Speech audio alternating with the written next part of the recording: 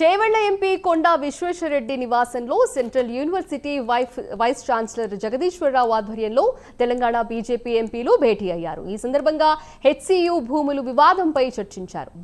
BRS working president KTR ఆరోపణల నేపథ్యంలో BJP ఎంపీల భేటీకి ప్రాధాన్యత సంతరించుకుంది.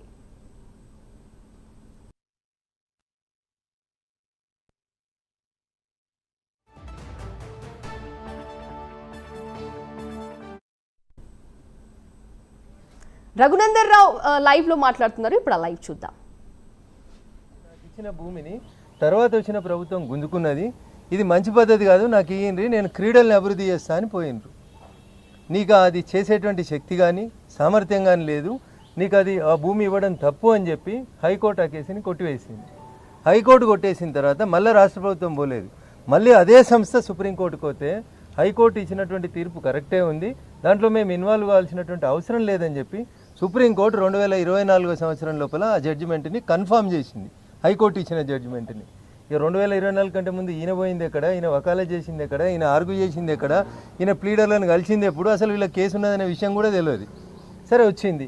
ఇవాళ విషయం ఏంది, అప్పుడు 400 ఎకరాలు ఇవ్వడాన్ని హైకోర్టు తప్పుపట్టింది. హైకోర్టు వెనక్కి ఇమ్మన్నది. వెనక్కంటే ఆ భూములు ఎవరి? ఆ భూములు 2324 ఎకరాలకు సంబంధించినటువంటి భూములు, అంటే సెంట్రల్ యూనివర్సిటీ భూములు. ఆ 400 ఎకరాలు మీరు ఇచ్చిందే చెప్తారు 2324.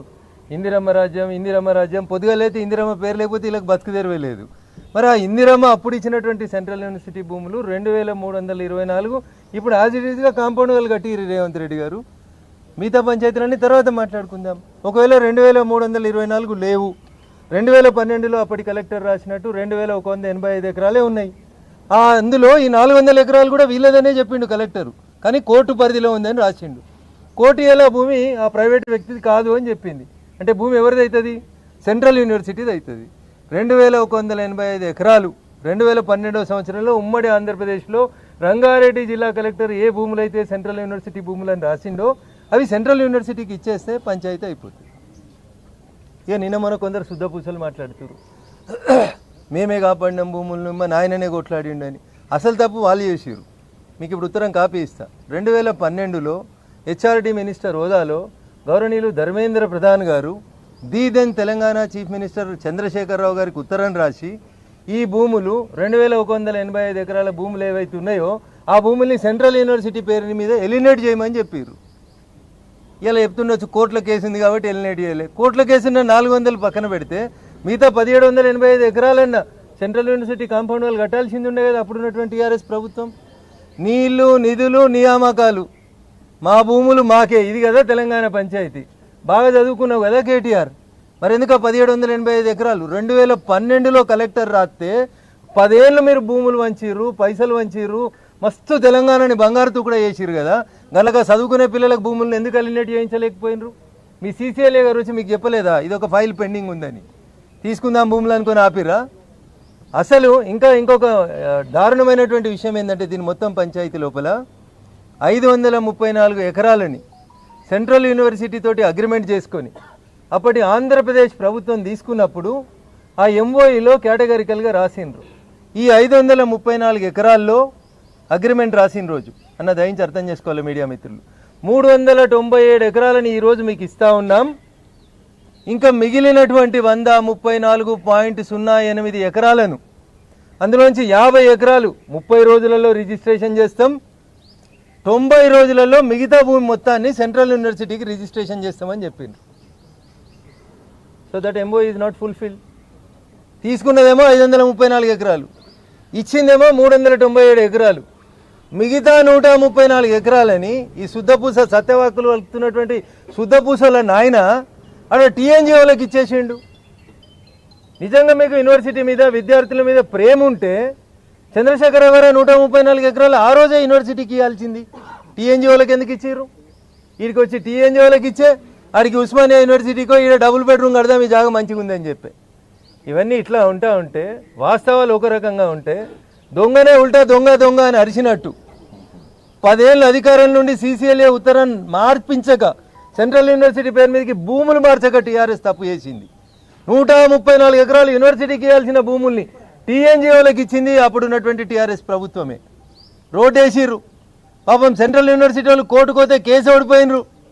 ఇంత జరిగితే మళ్ళీ వాళ్ళు సుప్రీంకోర్టుకు రోడ్ కోసం కొట్లాడుతారు. ఇవన్నీ వాస్తవాలు అయితే ఏమి తెలియనట్టో లేదా తెలిసి కావాలనో ఎదురుగున్న వాళ్ళ మీద బురద జల్లే కార్యక్రమాన్ని మేము తీవ్రంగా ఖండిస్తూ ఉన్నాం. సెంట్రల్ యూనివర్సిటీకి ఇచ్చిన 2324 ఎకరాల భూముల్ని అయ్యా రేవంత్ రెడ్డి గారు, నీ నోటెక్కేలు వచ్చే మాట సత్యమే అయితే, నీ పాలన ఇందిరమ్మ రాజ్యమే అయితే, నువ్వు ఏ ఇందిరమ్మ పేరు చెప్పుకుని అయితే బతుకుతున్నావో ఆ ఇందిరమ్మ నాటి కాంగ్రెస్ ప్రభుత్వం ఇచ్చిన 2324 ఎకరాలకి ఫెన్సింగ్ ఎత్తవా, గోడ కడతావా కట్టి ఆ విద్యార్థుల్ని కాపాడు. ఉత్తుతగా పైకి కేసులు ఎత్తేసినామని నటించేటువంటి కార్యక్రమాలు మానుకోండి. మీ రాహుల్ గాంధీ గారిని పిలిచి 2324 ఎకరాలకి ఫెన్సింగ్ వేసి విద్యార్థులకు అండగా నిల్చుంటారా, తప్పుడు విధానాలను అవలంబిస్తారా తేల్చుకోవాల్సిన బాధ్యత రాష్ట్ర ప్రభుత్వం. దాంట్లో భూముల్లో భారీ స్కామ్ జరిగింది. ఆ భూముల స్కామ్ వెనక బీజేపీ ఎంపీ అనేది ప్రధానంగా 2 రోజుల్లో పూర్తి విషయాలు బయట పెట్టే పూర్తి ఆధారాలు.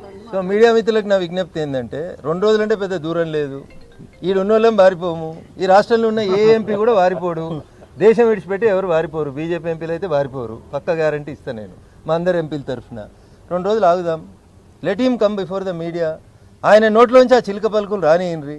వచ్చిన తర్వాత వారు ఎవరి పేరు తీసుకుంటే ఆ ఎంపీ గారికి సపోర్ట్గా మొత్తం మా పార్టీ అందులో ఉన్న నిజాలన్నీ తీసుకొని ఖచ్చితంగా మేము ముందుకు వస్తాం. అప్పుడు స్కామ్ చేస్తుంటే ఒక్క నిమిషం, అప్పుడు స్కామ్ చేస్తుంటే మేమే ఆపినాం. కోవిడ్ టైం అప్పుడు స్టూడెంట్స్ లేనప్పుడు బుల్డోజర్లు పెట్టి, అప్పుడు ఎవరు టీఆర్ఎస్ ప్రభుత్వం, అది ఎవరు బ్రెయిన్ చైల్డ్, ఎవరు ముఖ్యమంత్రి కొడుకు రామారావు. ఎందుకు అది కేవలం టీఎన్జిఓస్ కాదు, ఆడ 3-4 బిల్డర్స్కు లాభం అయ్యేటట్టు బుల్డోజర్ పెట్టిండ్రు. ఇప్పుడు కాంగ్రెస్ ప్రభుత్వం బుల్డోజర్ పెడితే వాళ్ళకి ఏడుపు వస్తుంది, వాళ్ళు భూములు అమ్ముకుండ్రు. ఇప్పుడు కాంగ్రెస్ ప్రభుత్వం ప్రయత్నం చేస్తే వాళ్ళకి ఏడుపు వస్తుంది. వాళ్ళకి ఏం బాధ అంటే, అరే మేము మా దీని మీద కన్నేసినాం, మేము అమ్ముకోలేదు, వీళ్ళు అమ్ముకుంటున్నారు, అదే బాధ. చేసిన తప్పులని వాళ్ళు చేసిండ్రు, ఇప్పుడు వీళ్ళు చేస్తే వాళ్ళు ఏడుస్తున్నారు. భూములు అప్పచెప్పేటప్పుడు గత ప్రభుత్వం టీడీపీ కావచ్చు, వేరే కావచ్చు, భూములు అమ్మేటప్పుడు బీజేపీ ఎంపీ ప్రధానంగా అందులో పాత్ర పోషించారనేది కేటీఆర్ చెప్తున్నారు. సో అప్పుడు ఈయన పుట్టిండో పుట్టలేదో నాకు తెలియదు, ఈయన రాజకీయాలు ఉన్నాడో లేడో ఆయనకు తెలియదు. ముందుగా పోయి వాళ్ళ నాయన్ని అడుగుమాను. ఒకవేళ అప్పుడు టీడీపీ ప్రభుత్వం ఏమైనా చేస్తే ఆ టీడీపీ ప్రభుత్వంలో వాళ్ళ నాయన కూడా ఉండే. అందుకని మొత్తం కాగితాలు తీసుకొని వచ్చి మంచి కూర్చుందాము. గన్ పార్క్ కాడికి వస్తాడా, ఏడికి వస్తాడో అందరి చరిత్రలు తీసుకొని రమ్మనుండ్రి. మేము కూడా చరిత్రలు తీసుకొని వస్తాం, ప్రశాంతంగా మాట్లాడతాం.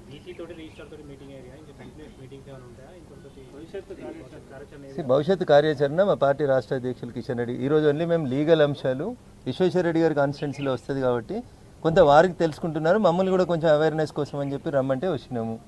ఓన్లీ లీగల్ అంశాలు చూసుకొని ఏం చేయాలి, పార్టీ పెద్దలకు ఏం చెప్పాలి, కిషన్ రెడ్డి గారికి ఏం చెప్పాలనే దానికోసం మేము ఇలా ఇంటర్నల్గా సమావేశమైనాం. ఈరోజు జరిగిన సమావేశ సారాంశాన్ని మా రాష్ట్ర పార్టీ అధ్యక్షునికి చెప్తాం. యూనివర్సిటీ భూముల పరిరక్షణ కోసం కొట్లాడుతున్న అందరినీ కలుపుకొని, ముఖ్యంగా విద్యార్థులను కలుపుకొని, విద్యార్థి సంఘాలను కలుపుకొని అన్ని యూనివర్సిటీలను ఏకం చేసి రాష్ట్ర పార్టీ నాయకత్వం సూచన మేరకు రాష్ట్ర పార్టీ నాయకత్వం దృష్టికి తీసుకెళ్లి హైకమాండ్ ఆదేశాల మేరకు దీన్ని ఒక మంచి ఉద్యోగంగా మలుపు తిప్పేందుకు మేము ప్రయత్నిస్తాం. స్థానిక ఎంపీగా విశ్వేశ్వర రెడ్డి గారు ఆ దిశగా ఇనిషియేటివ్ తీసుకుంటున్నారు.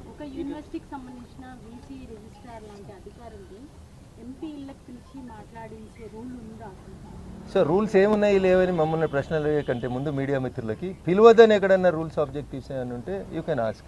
Is the local MP, he can summon anybody. I can go there, he can come here. మేమే అక్కడ పోదాం అనుకున్నాం. అక్కడ పోతే పొలిటికల్ ఇన్స్టిగేషన్, ఈ టీఆర్ఎస్ వాళ్ళు వీళ్ళు తీసేసినట్టు మేము అంత దిగజారదలుచుకున్నాం.